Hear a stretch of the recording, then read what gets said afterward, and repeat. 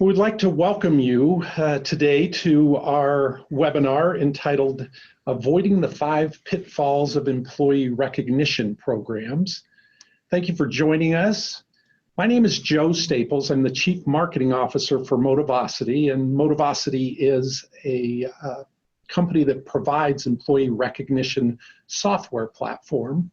And I'm joined by Tom Burton, who's the co-founder of Health Catalyst, a healthcare BI and data warehousing company. And we're here to talk about employee recognition, what you can expect. And then the highlight of this is really going to be Tom taking you through the Health Catalyst story and the things that they've accomplished. And let me just give you briefly a little bit of background on Health Catalyst, just so you understand where we're coming from on this story. This is a company that has just seen phenomenal growth and just a lot of success over the years since being founded. They won Modern Healthcare Award 4 years in a row, Gallup Worldwide Award 3 years in a row, Glassdoor 2 years in a row. They're also considered really an innovator. They've received a number of awards, including being listed on the Inc. 5000, Inc. 500. And they've seen great, really rapid growth, having grown from just 5 people when the company was started back in 2011 to over 700 team members today. And then kind of the proof point is if you look at the kind of business that they've built, one of the great metrics is the fact that they have such low voluntary turnover rates. Under 8% against an industry benchmark that's over 11. So with that, let's get into our content here. So as you look at this, the first thing is, what do these 5 items have in common, and what do they have to do with employee recognition? So the Cheshire Cat, Mr. Fusion, and the Flux Capacitor, a double fisherman's knot, Raiders of the Lost Ark, and some buff guy standing on top of the world. Well, in our time together this morning, we're going to talk about each one of these, but collectively, these images represent the 5 most common pitfalls of employee recognition programs. So pitfall number 1, you'll remember the Cheshire Cat from Alice in Wonderland. The cat's most famous conversation begins with Alice asking, what would you tell me? Please, which way should I go? And the cat replied, well, that depends a good deal on where you want to get to. Which Alice says, I don't really care. And the cat tells her, well, then it doesn't matter which way you go. Alice wants to get somewhere, and the cat replies, oh, so you're sure to do that if you walk long enough. So the first pitfall that companies fall into is failing to define what success looks like, where they want to go with their recognition program and their culture in general. Their intentions are typically good, but they just oftentimes just jump in just to do something. And as Tom can tell you, that's really the wrong place to start. Well, Joe, it's great to be here today, and I'm going to share just some of our experience and some principles that we've learned as we've tried to implement a comprehensive recognition program here at Health Catalyst. And probably the first core principle that we found is to be very deliberate about how you define your culture. And there are kind of 3 core components we see. 3 questions. First is, why do you exist? That's really your mission. Second, how do you do your work? And that's really a prioritized set of operating principles. And then finally, what do you look for when you're hiring or trying to keep people at your company? And those are your cultural attributes. So a number of years ago, when we were just about to take on our first kind of major investment, the first couple of years we kind of bootstrapped it, and then Sequoia Capital heard about us and said, we got to invest in you guys, you got to grow much faster. And so we took some time and said, well, we want to keep the good stuff, the culture that's really helped us grow to this point. Now we've got to grow much faster.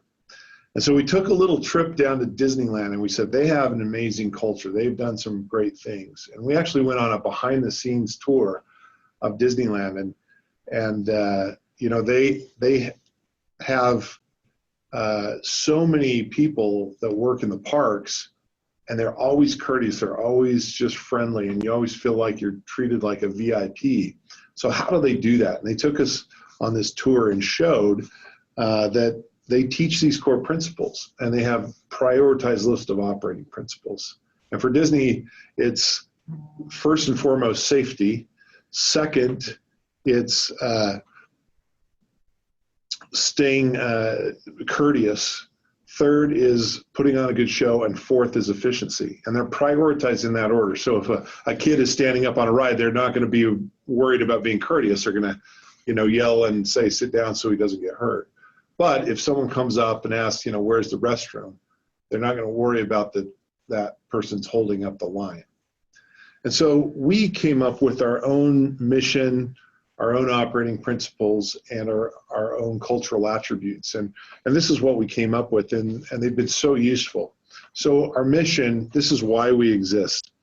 It's to provide, you know, great insight producing analytics, great services, and be a best place to work. And it's all in service of massively helping to fix the healthcare challenges we have in the country.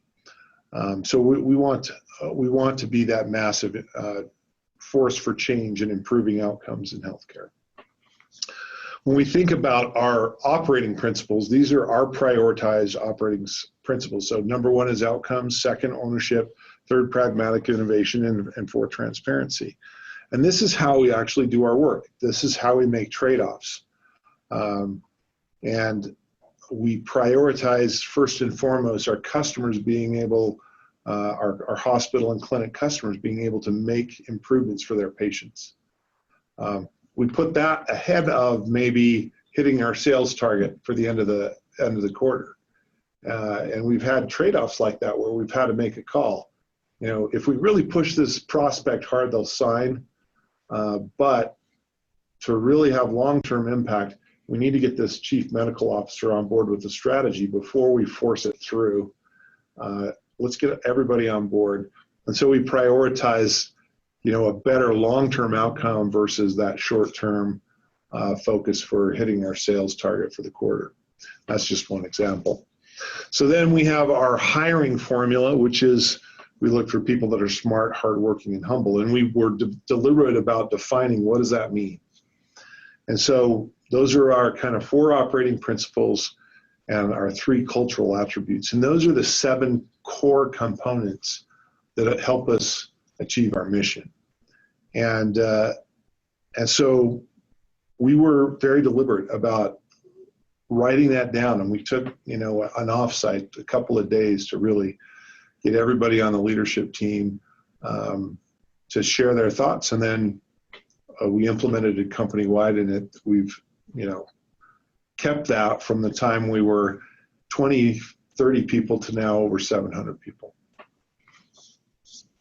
That's awesome. And, you know, I think one of the things that clearly stands out is, as you mentioned, how deliberate you were in defining that upfront and early on. Too often, you know, we'll talk to companies and it's almost an afterthought. They recognize that they have to do it. They spend very little time on it, and it just doesn't have much of an impact. Definitely you guys were different than that.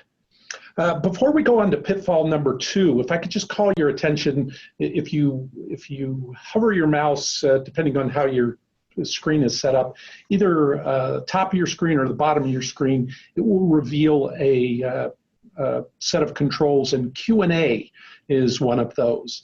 And if you have a question, we're going to be doing a Q&A portion at the end of the webinar. Simply click on that Q&A box and type your question in, and we will get to as many of those as we can during that portion. So pitfall number 2, this is what's called a double fisherman's knot. Now, what does it have to do with successful employee recognition? This is a knot that ties 2 ropes together. So pitfall number 3 is a failure to link 2 important business items, linking recognition and company values. Too often, what we've seen is a new program gets introduced and it stands as a silo. It doesn't reinforce the other programs you already have running inside the business. And very quickly, what you end up with are employees that are kind of on overload mode for all the things that you've thrown at them and really questioning what they're supposed to pay attention to. So you've worked hard on developing your company values. You've gone through some exercises to do that. But I think one good self-reflection is to think about how much have those values been internalized? Do our employees even know what the values are? What is being done to help them live those values? If you want to drive really the internalization of the company values deep into the organization, your recognition program has to be inseparably connected with those values. So a great way for employees to learn and internalize those values is to reward them when behavior around those values is being done. So Tom, talk about how you guys have done that. Great. So I think this core principle of reinforcing your culture frequently is absolutely key. So the first step is to tie your recognition program to your culture. You want to deliberately define the frequency and the modality of that cultural reinforcement. And you want to place character requirements actually into your job descriptions and have them as a core part of your job descriptions. And then build your culture into your daily operations. So here's an example. This is a picture of Tally taking a new team or a new group of team members around, and we have these cultural attributes, plaques hanging throughout our whole building. And he's describing what it means to be humble. And we have several bullet points there describing the attributes of listening first. And so we, on day one, we spend a lot of time on reinforcing that. We've also made it a deliberate part of our board meetings, every all team member meeting. Those happen monthly. We bring it up in our one-on-ones. Every manager with the team members that report to them bring up the cultural attributes and operating principles. In our operational meetings, we bring it up. But perhaps the biggest reinforcement of the culture is that our rewards program happens daily. And we're reinforcing our culture daily with our rewards program. And I'll show you exactly how we do that in a little bit. Here's an example of one of our job description lists of our knowledge and character needed for a particular role. And you can see we've called out living the health catalyst way, which is the cultural attributes and operating principles. Here's another way. This is from one of our operational meetings. We measure outcomes, which is that top operating principle. And so you can see here we're measuring how many outcomes or results with improvement our clients have achieved over time, and in particular categories of how hard was it to achieve and how much value did it provide to the customer. And so we're looking at this on a weekly basis and tying that cultural attribute to some of our measurement.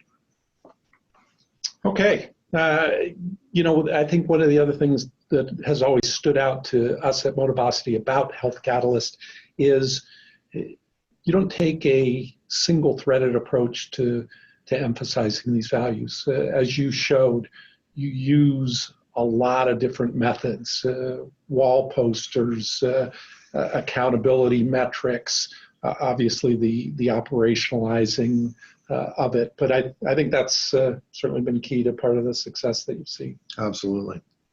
So pitfall number 3, certainly desktops and posters, they do only go so far. And then if that's all you're doing, things can kind of blend into white noise almost for employees. So programs that rely on someone from HR to go out and seek MVP nominations, sort through them, get a short list, assemble your selection committee, you get the idea. It becomes very labor intensive to do. And what we've seen is those are the companies that start off with a good recognition program, but then struggle to really keep it going. And a lot of them will see those programs fizzle out over a 6-month period of time. So pitfall number 3 is not using technology and tools to help you build your culture. Now, it might not include Mr. Fusion and the flux capacitor, but technology can help you really operationalize your recognition program and cut down on the time that it takes to administer it. So as you look for the right tool, some things to keep in mind. It shouldn't be overly complex, so it becomes more trouble to use than it's worth. It should play well with the rest of your tech stack, so have some key integrations that would dovetail into other technologies that you're running. It should cover a broad scope of a complete recognition program. And it should give team members really the kind of rewards that they want, and not game them or really break down trust levels as you provide, kind of some smoke and mirror point systems that people can use to get a free water bottle someday. So Tom, talk about this one. So right after we'd gotten that large investment, we wanted to figure out how could we leverage technology to reinforce our culture, and not just, once in a while, daily. And I think that's the first core concept here. You've got to reinforce those cultural attributes and operating principles daily. And the only way to do that is to leverage technology. Technology can really help streamline that connection. And it also eliminates geographic barriers.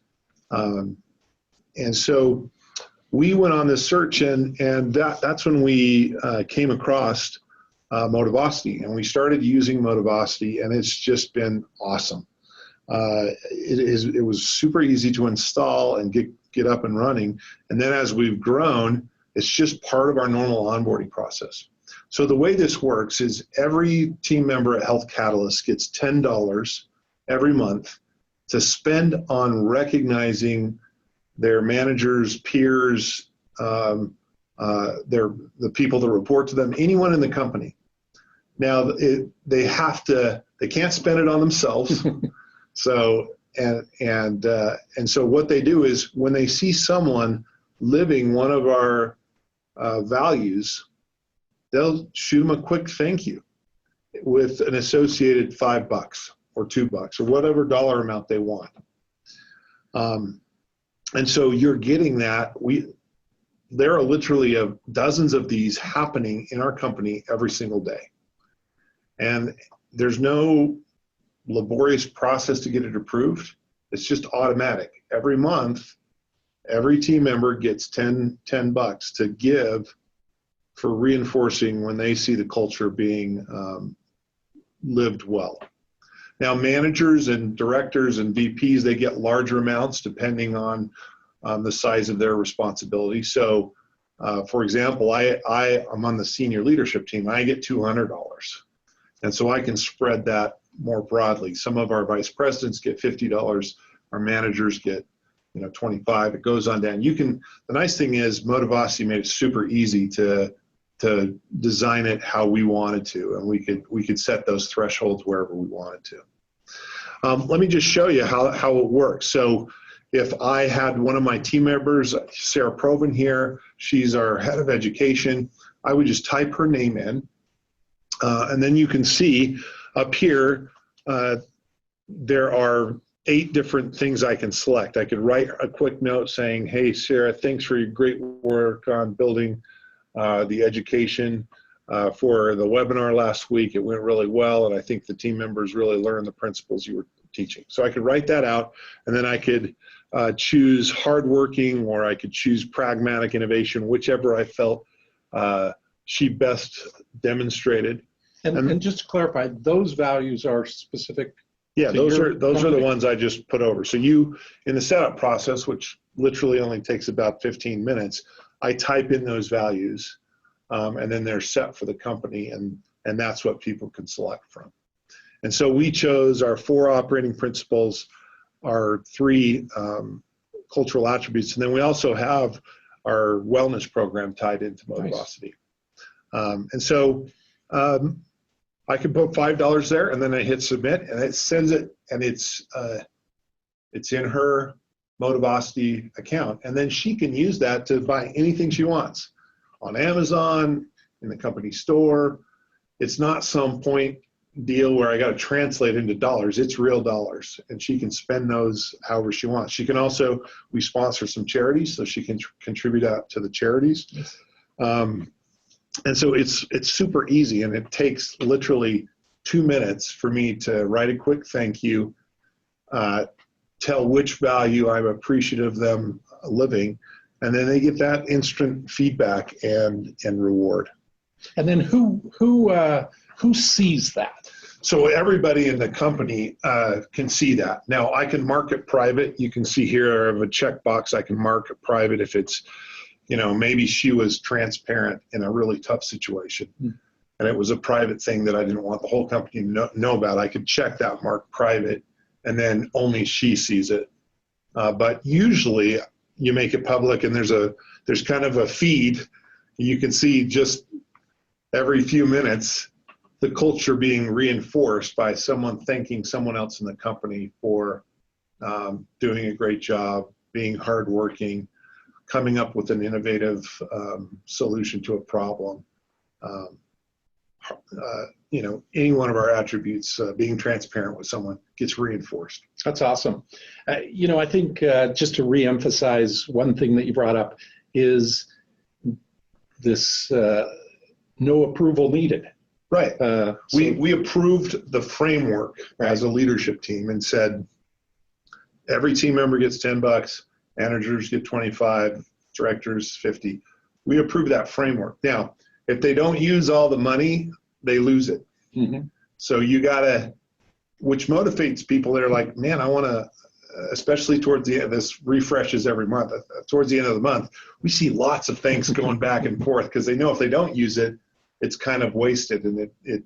And so people try to really look, they're actively looking for reinforcing great behaviors that match our cultural attributes and operating principles. Yeah, and that's such a difference, of other companies that will approach recognition from a top-down approach. Yeah, you have to get approval for everything. This is bottom up. Yeah, and it just allows employees to go find the great things that everybody's doing every day.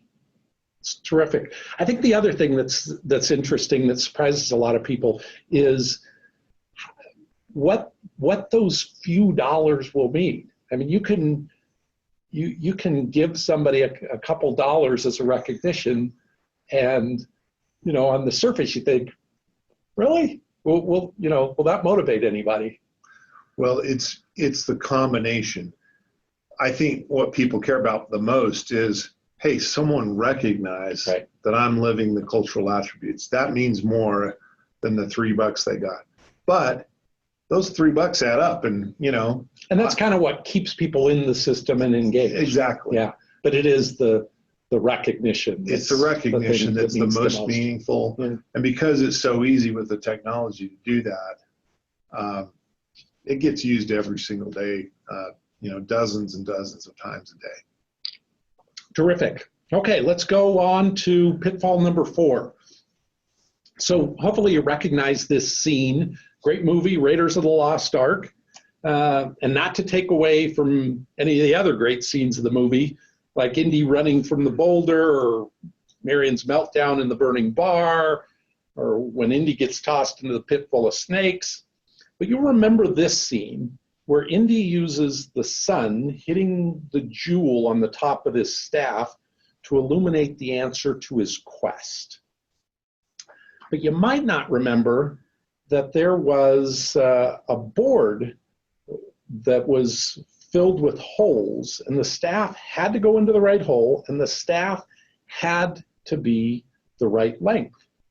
Otherwise, the measurement would be off, and if you remember Indy's celebration when he realized that the bad guys were digging in the wrong place. So pitfall number 4 is about measuring the wrong things. So we live in a data-driven world, but very often too much data can be as bad as not enough data.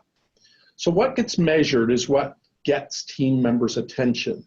So it's important as you think about recognition to carefully analyze what's being measured when it comes to that recognition. And overemphasizing the wrong metric can oftentimes end up promoting the wrong behavior. Thanks, Joe.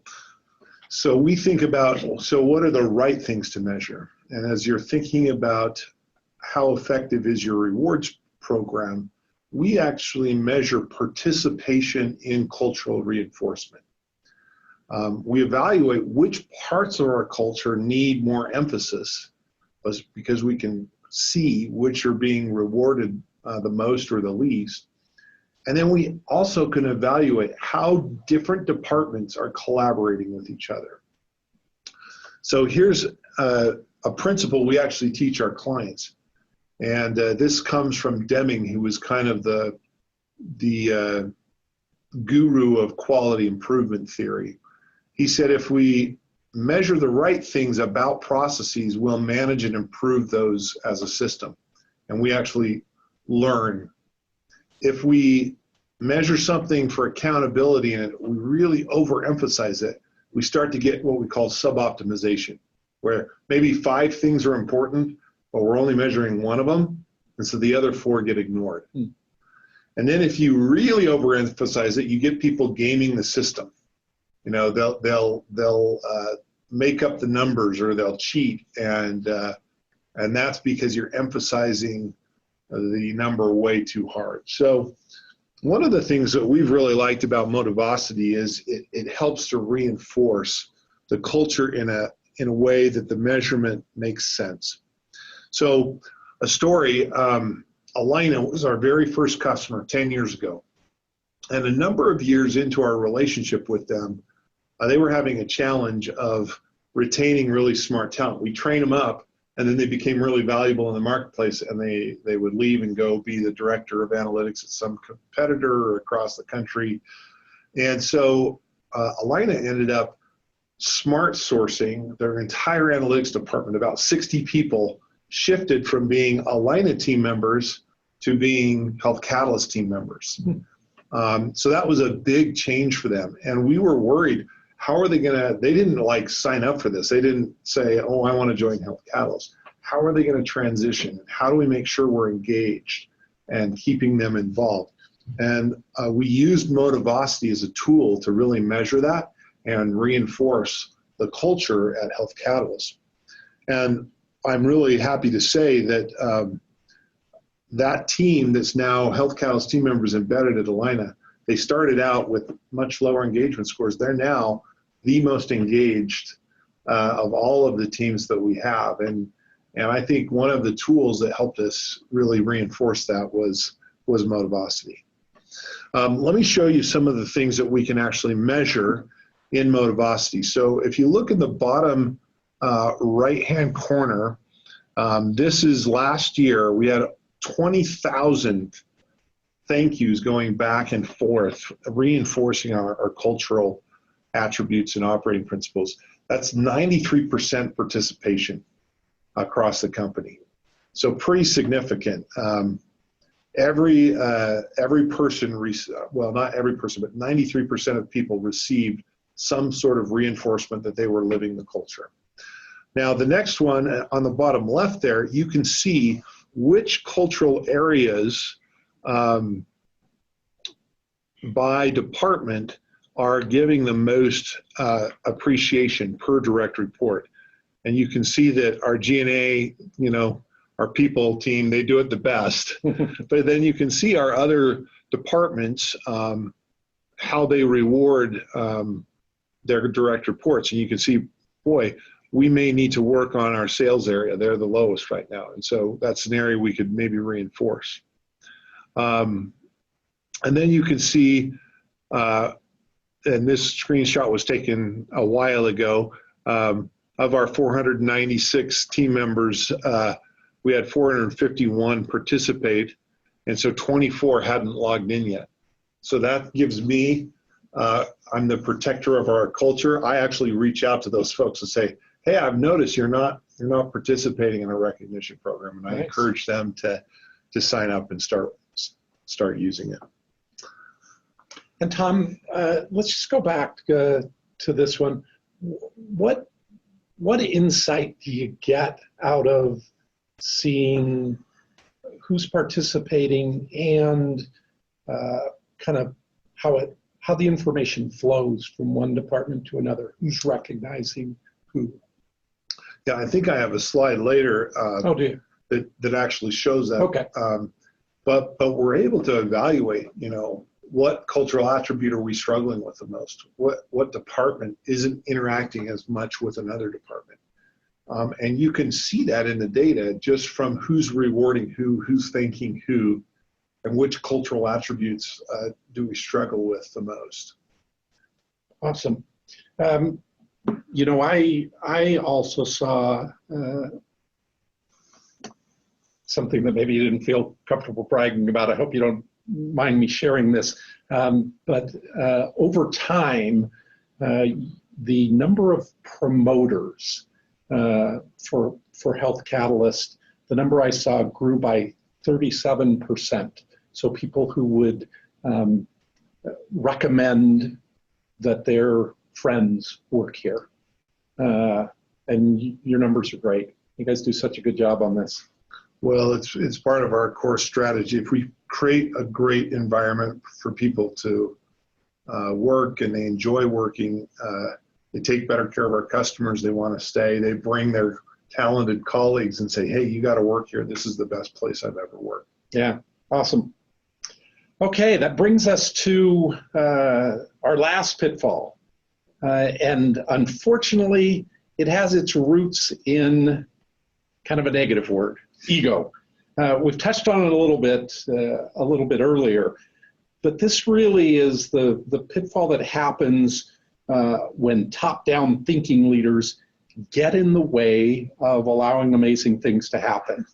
So it's when leaders implement an employee recognition program that's driven from the top, where employees can't do anything without getting that all-important management approval, where kind of the perception of doing something is more important than actually doing something.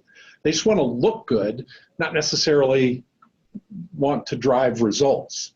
And from what we've seen, this will bring down a recognition program faster than anything. So it's really, the pitfall is defined as letting that top-down thinking get in the way of amazing things happening. Yeah, so the core principle here is you've got to trust your front line. They know what's going on way better than the senior leaders do. And so don't micromanage how the rewards get allocated. Set up a framework, no approvals needed, and then teach some core principles. One of the things we learned from Disney is they don't have a huge policy manual. What they have is these core principles, and they prioritize them, then teach their people how to apply those principles. But they allow them to ad lib on those. As long as they're following one of those core principles, it's fine. And so teach those core principles, let your team members govern how they apply those principles on their own. Now, the other key here is allocate a meaningful budget per team member per year for giving in your rewards program. So at Health Catalyst, we budget about $275 per team member per year. It's the best investment we've ever made. And you consider it an investment. That's what I love about every time you talk about it. It's an investment because now there is a lot of scientific proof behind this. So Gallup, we use Gallup to measure our team member engagement. And what Gallup has shown that an engaged team member is 5 to 10 times more productive, does a better job, delivers higher value to your customers than an unengaged or disengaged team member. They actually have a ratio that they measure how many engaged team members as a ratio to fully disengaged team members. And the average across the country is around 2 engaged team members for every 1 disengaged team member. At Health Catalyst, our ratio is 18 to 1. Wow. And we're trying to get it better than that. Wow. But you think about the productivity and the, someone that's engaged and really cares and is bought in thinking like an owner, how much better they're going to take care of a customer than someone that's just like putting in their time. It's a job. It's not a passion. Well, one of the ways that you can have it become a passion is to connect it to the mission, connect it to the values, and you reinforce those on a daily basis. And I think it's also interesting to put it in perspective. So $275 per employee per year. You're on average, let's say you're paying employees, $50,000 a year. We're a little higher because they're high tech. There you go. But you think of the impact that just an extra $200 or $300 can mean to the business. It's a huge impact. Yeah. And I haven't even talked about one of the cool features in Motivosity is when people give you money, you can pay it forward. You can actually use what dollars you've received and you can gift that back. And so some of these dollars are just like spinning around, having a positive impact over and over and over again. It's really awesome. So this is the chart I was referring to earlier, Joe. This is how you can see, these are the major departments inside of Health Catalyst, and you can see how departments are giving and reinforcing the culture with other departments. And you can see there's a lot of cross-pollination going, a lot of reinforcing the culture across departments. Now, if we saw one of these that we would expect a thicker line between two departments that's not happening, that's like an early warning sign that, okay, these departments aren't connecting as much as they should. And so it's a great tool for looking at that. So I hope that we've been able to talk about some core principles. These principles have really helped us as we've grown rapidly.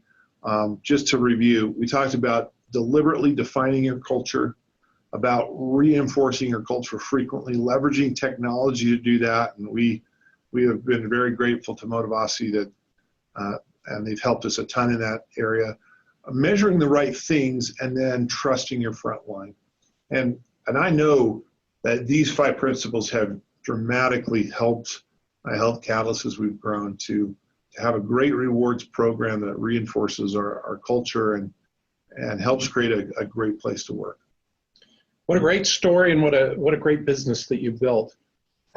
So let's move on to our Q&A portion. And I think oftentimes Q&A is the best part of a webinar. So you'll see in this slide that there is a ribbon that you should be seeing on your screen if you hover either over the top or the bottom.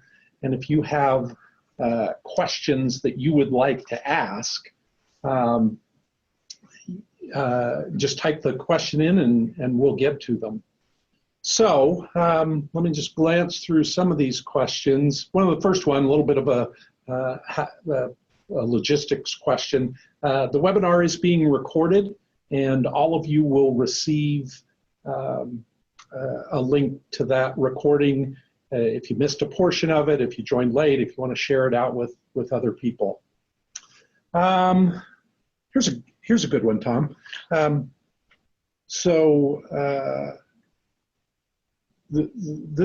This question is asked: what suggestions do you have to get support from the top, from the CEO, to implement a recognition program?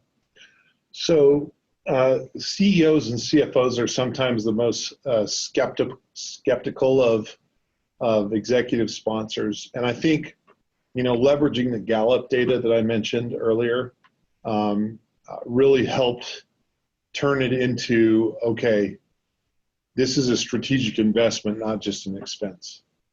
And I think that's the key, is helping people recognize that a fully engaged team member is so much more productive, so much more of an asset to making sure your customers are well taken care of. And so I think that's the key strategy that I've seen work the best, is recognizing that it's an investment in your engagement level of your team members. Great. This next question is maybe we made this sound too rosy for this person. They ask, what are some of the challenges that you've had to overcome as you implemented your recognition program? I think just getting all the team members bought in, especially some of the senior leaders. I think that's a challenge. And the best way that I've found to do that is I would send them a thank you personally when I saw them doing something great, or I'd kind of copy them on something that I saw one of their team members doing great, and just showing that, man, we can reinforce the culture through this kind of a program. Awesome. Let me answer this next one. So someone writes, is there a way to integrate other more measurable bonuses into the system, such as people who excel at upselling for a sales bonus, etc.?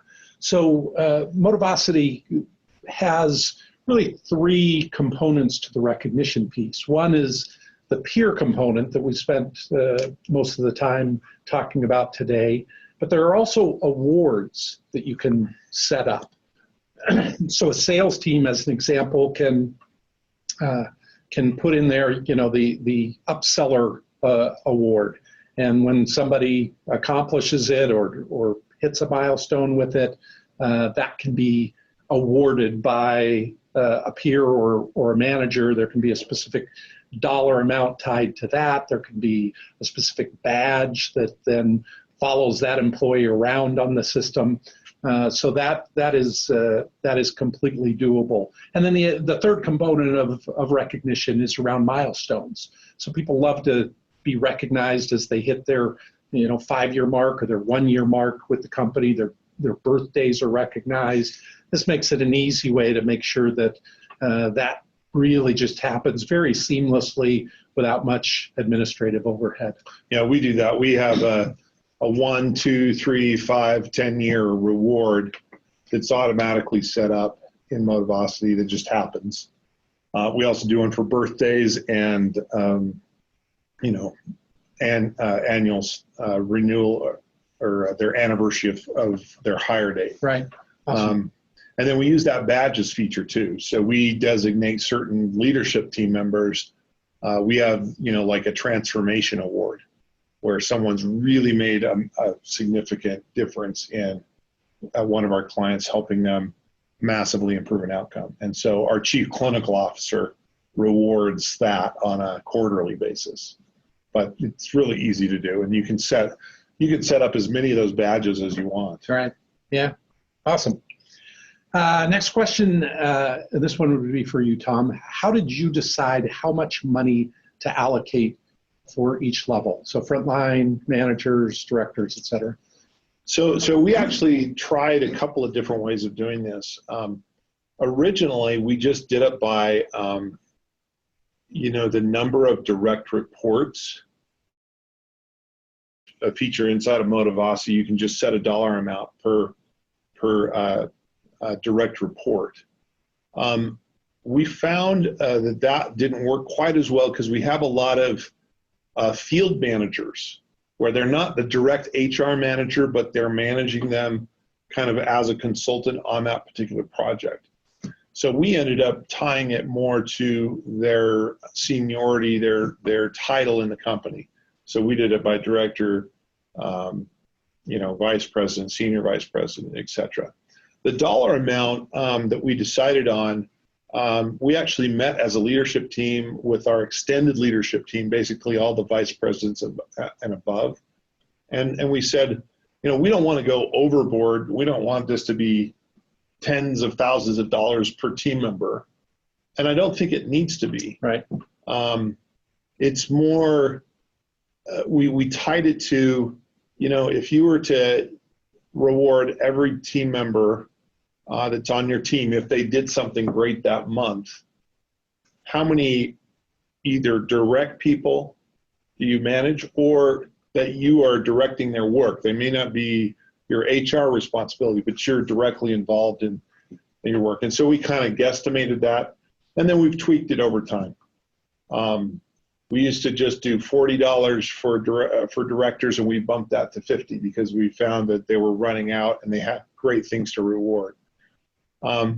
Super easy in Motivosity to set that up and tweak it. And we even have done some custom stuff with our wellness program, which Motivosity, we tied into their API, and we're able to have our health and wellness program, which, that's part of what we deliver to our customers. We tied it directly to Motivosity because it was just an administrative nightmare to try to do it on our own. And so we just leveraged the Motivosity infrastructure using their APIs, which was great. That's great. I'll give you also some insight kind of across our customer base. The minimum that we have seen still be very effective is $3 per employee per month. We've seen that if you drop kind of below that $3 threshold, then people want to recognize other people, and there isn't any money to give them, so it becomes a little bit problematic. You can do recognition without, specifically, not in the complete setup of the system, but if I wanted to recognize somebody and I was out of money, but I wanted it to show up on the social wall, you can do that. So kind of three's the minimum, and then I think Tom makes a good point. It doesn't have to be, these high dollar amounts. It's so much more about the recognition that they're receiving, but then the money does add up and tends to fuel some motivation. That was a great question. Next question, and I'll just again remind you, mouse over either top of your screen or bottom of your screen, click the Q&A button if you do have a question. But the next one says, ties back to values. Is there a model that you used to create your company values? Well, we kind of patterned our operating principles after Disney's, and we actually spent some time with the Disney Institute and did that backstage tour. And so their model was teach some really core principles and prioritize those operating principles in a way that you've predefined the correct trade-offs. And so that was a model we use for our operating principles. There are a lot of different models out there that can be helpful. I think the more important thing is to write them down, make them explicit, be deliberate about it. Another one that we've used is the entrepreneurial operating system. Has a great kind of method to think through what's your vision, what are your values, and part of that then turns into your hiring process. Do people, Jim Collins talks about, do we have the right people on the bus? Right. And then are they in the right seats on the bus? Right. And so how can you map out the criteria for should they be on the bus or not? Yeah, as you mentioned, there's a lot of different methods out there, but I think my favorite one is one promoted and espoused by Patrick Lencioni. You guys will know him from wrote 5 Dysfunctions of a Team, Yep. The Advantage, and he's got a very straightforward way of getting at the right values. And I think if you don't use a model that's been tested, sometimes you can kind of dig into this and get to something that you think are good values, and they're not going to resonate with the employees because they're not true to who you are. They're too aspirational. Or too generic. Yeah, or too generic, right. It could be. He talks about that. I think. It could blend in with any company Yeah. could have them. Yeah. Like we need everybody to be honest. Those are kind of like table Right. stakes. Yeah. Pat emphasizes that a lot. Yeah. We've got a couple more questions here. And I'm guessing that this one is based on the fact that we talked about peer recognition and then recognition from management. But the question is, what have you found to be the most impactful? Recognition from peers or recognition from management? Well, you definitely need both, but I actually think the peer recognition is more impactful, and it's mostly just the sheer volume. If you have 100% or 90% of your team members reinforcing each other's behavior, that's way more impactful than a single manager reinforcing it. And so you get, depending on what your, manager to individual contributor ratio is, you get, 5x the impact from those peer-to-peer recognitions. So I would say you definitely still want both, but the peer-to-peer is so powerful. Yeah, and going back to, you referenced Gallup. One of the parts of the Gallup study talks about having a friend at work and how important that is to Absolutely. To retention and productivity. And so as you consider friends at work, boy, there's nothing that reinforces that as much as somebody doing a shout out to you and saying, thanks for staying late. Great performance on whatever it happened to be. Yep. Well, Tom, we've got one last question, and I think this one probably comes based on experience that people have had with recognition programs, and we talked a little bit about the fact that sometimes they come out great and they're well thought out and there's big fanfare, and then over time kind of fizzle and go away. So the question is, what actions have you taken to keep your recognition program fresh for employees, not letting it get stale? Yeah, and you've been using Motivosity for how long? 6 years. 6 years. And your engagement rates are 99th percentile in the country. There you go. So I think a lot of it is the framework that you set up at the beginning. It's easy for programs to become stale if they're hard to administer.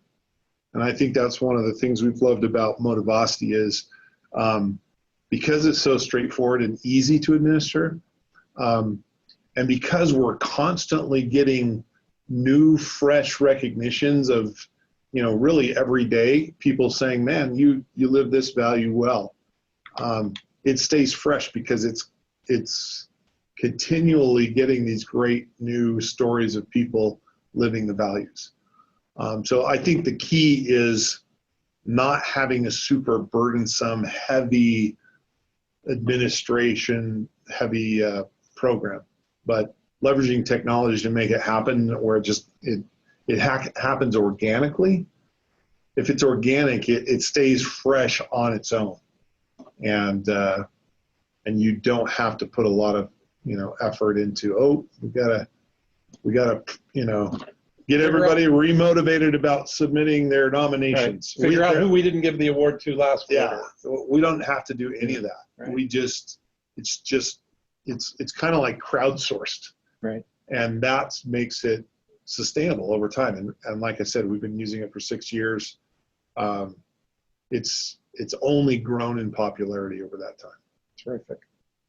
Well, Tom, thanks for taking the time. Thanks for sharing your story. I mean, it is an absolute success story relative to what companies look to build around culture, around employee engagement, and then all the business benefits that come with that. So thanks so much for sharing the Health Catalyst story. Well, thank you. Thanks for building a great tool. It's made it a lot easier to do that. And it's been a pleasure chatting with you about this. If you can't tell, I'm passionate about this.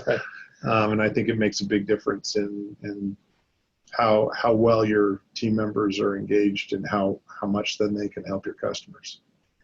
And thanks to all who participated on the webinar as audience members this day. We appreciate your time, hope that it was valuable for you, and wish that you have a great day. Thank you.